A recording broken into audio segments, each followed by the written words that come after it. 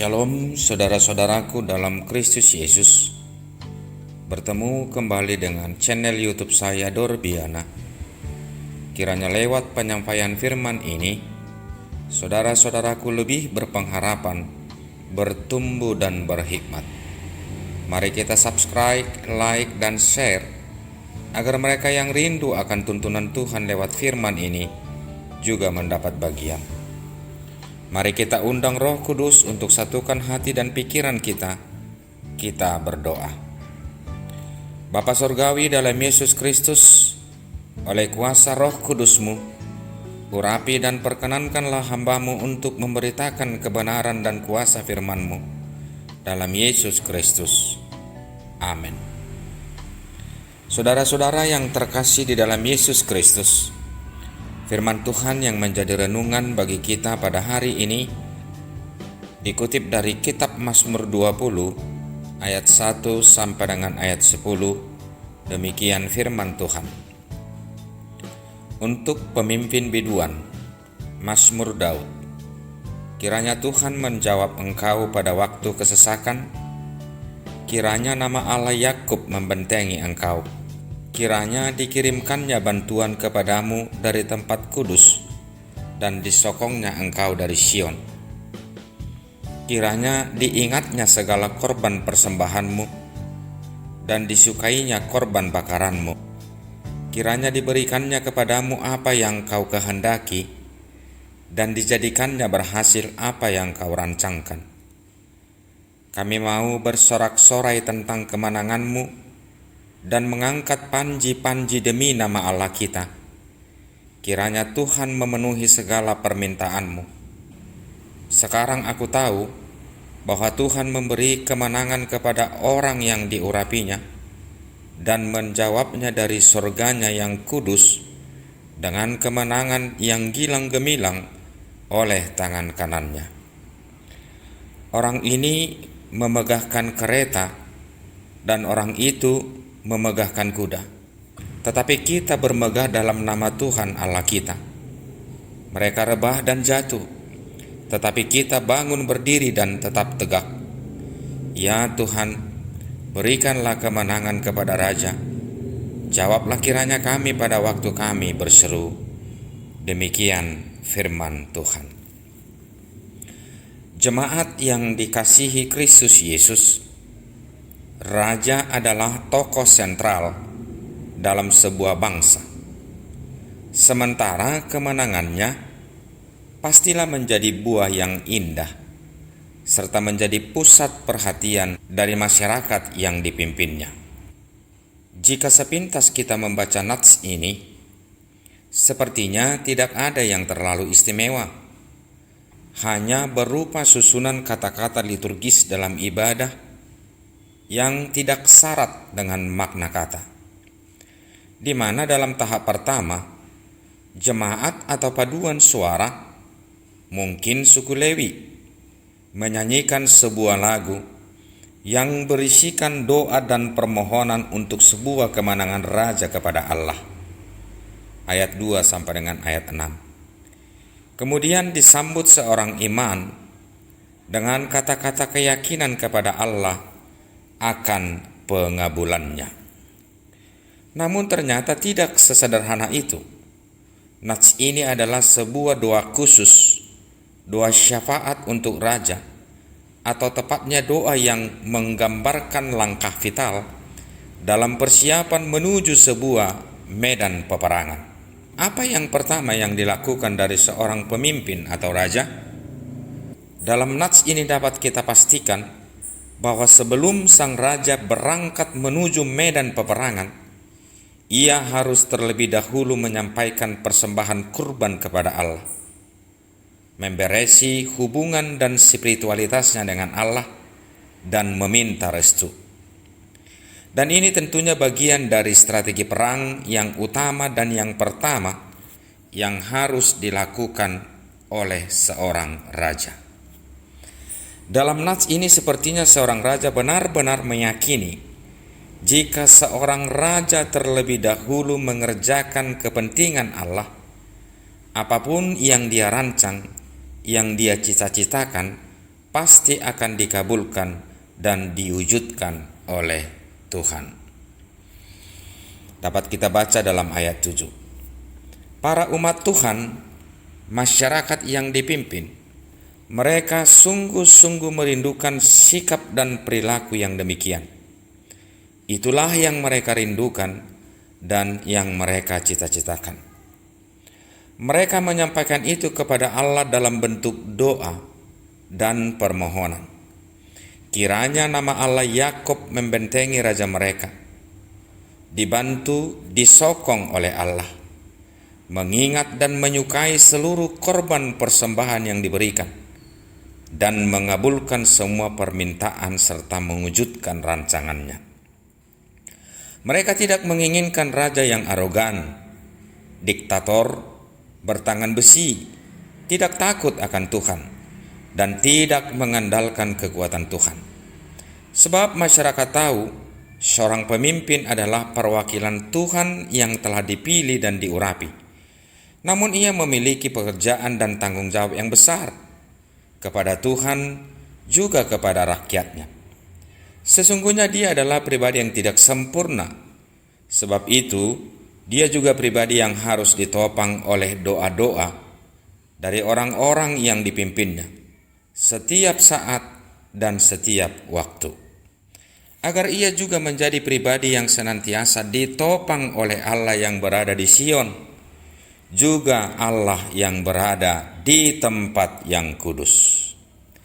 Jika seorang raja senantiasa memiliki hubungan yang kontinu dengan Tuhan, juga dibarengi dengan doa-doa dari orang-orang yang dipimpinnya, saya kira ini menjadi sebuah kekuatan sinergi yang tak pernah bisa diukur, dan siapapun tidak akan bisa mengalahkannya. Ia akan memimpin dengan bijaksana dan mengasihi orang-orang yang dia pimpin dengan sesungguhnya. Membangun pertumbuhan secara kolektif dalam sebuah komunitas, dalam sebuah bangsa, saya kira tidak gampang. Tetapi dalam hal ini, Daud bisa mewujudkannya. Hal ini tentu sangat tergantung dengan pribadi Raja Daud. Siapakah dia? Dari segi spiritualitasnya, relasinya kepada Allah, di mata orang-orang yang dipimpinnya. Kita mengetahui dengan jelas, di usia Daud 30 tahun, ia dipilih dan diurapi Samuel menjadi raja untuk Israel, menggantikan Raja Saul yang pertama. Di kepemimpinannya selama 33 tahun, di kepiawaian Daud dalam strategi militer sebagai seorang panglima, membuat musuhnya mundur secara teratur. Palestina, Kanan, Moab, Amon, Aram, Edom, dan Amalek. Dalam era pembangunan nasional, secara fisik mereka mempunyai istana yang megah. 2 Samuel 5 ayat 11. Daud membangun jalan-jalan, menegakkan supremasi hukum, membangkitkan kepemimpinan atas orang-orang yang hebat di bidangnya. 2 Samuel 8 ayat 16 sampai dengan 18. Ia memindahkan tabut Allah ke Yerusalem. 2 Samuel 6. Berbagai catatan keberhasilan ini diakui oleh Raja Daud, semuanya hanyalah bersumber dari Allah, dan tanpa mengandalkan Tuhan, dia bukanlah siapa-siapa. 1 Samuel 17 ayat 37. Daud menjadi figur pemimpin yang profesional yang tidak pernah memisahkan urusan teknis, materi, dengan urusan spiritualitas atau pengurapan Allah. Ia seorang pemimpin yang bersifat dialogis, berdoa dan berkomunikasi dengan Allah tidak searah seperti sikap Marta, tetapi ia selalu bertanya dan meminta petunjuk dari Allah. Literatur mencatat Daud memiliki keistimewaan dalam memimpin. Ia memiliki sifat yang setia, faithful. Ia memiliki sifat yang selalu bersedia, available. Ia memiliki sikap yang selalu siap untuk belajar, teachable. Ia memiliki keunggulan, excellent. Ia juga memiliki tanggung jawab, attitude. Ia juga memiliki mimpi, dreamer. Ia juga memiliki keberanian, encourage. Ia juga memiliki kepedulian, responsibility. Dan tentunya dia juga memiliki spiritualitas yang teruji.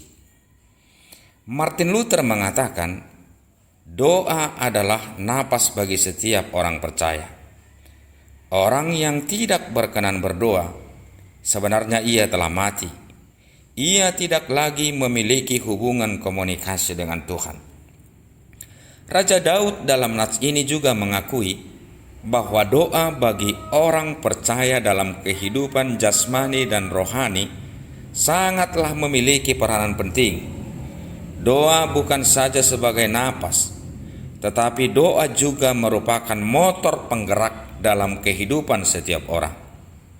Daud meyakini dalam diri orang yang senantiasa berdoa ada sinergi berupa keyakinan, keberanian, kekuatan, pengharapan, dan sukacita.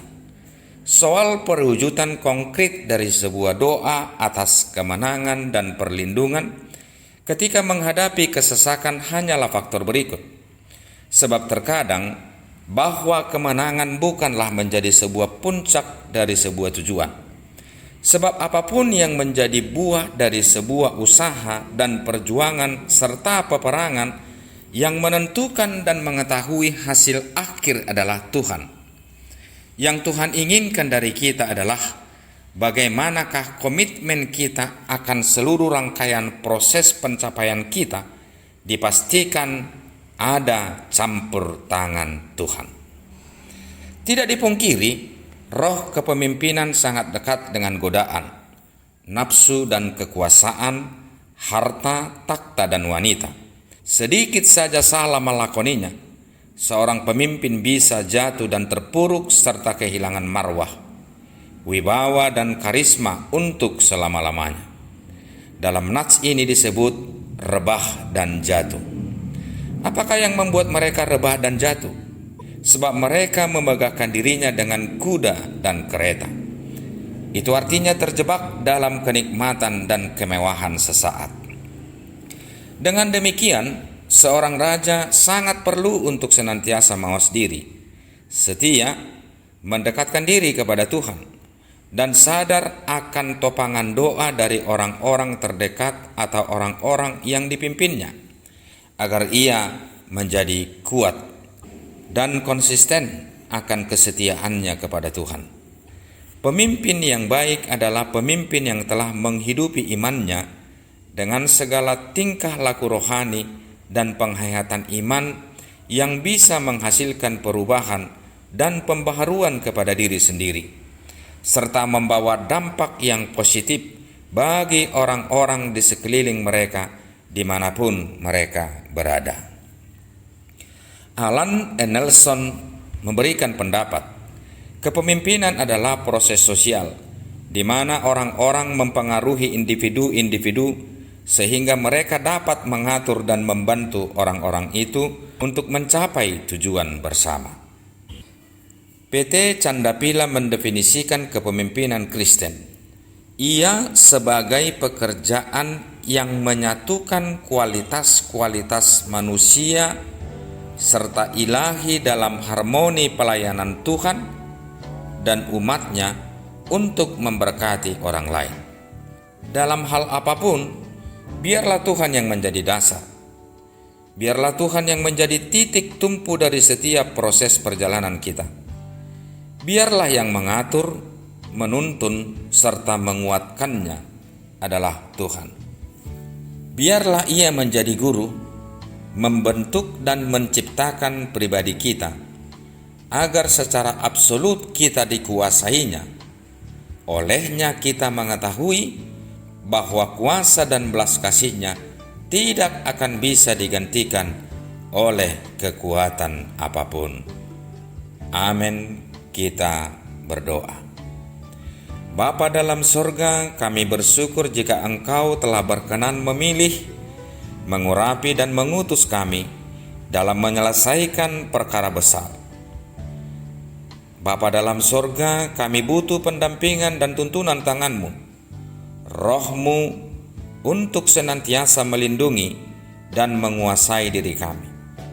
Tolonglah kami Tuhan agar tidak berpaling dari Engkau dan bersandar kepada diri kami sendiri. Ajarlah kami untuk senantiasa berdoa kepadamu dan mendengar apa yang menjadi rencanamu bagi kami. Dalam Yesus Kristus kami berdoa dan bersyukur. Amin.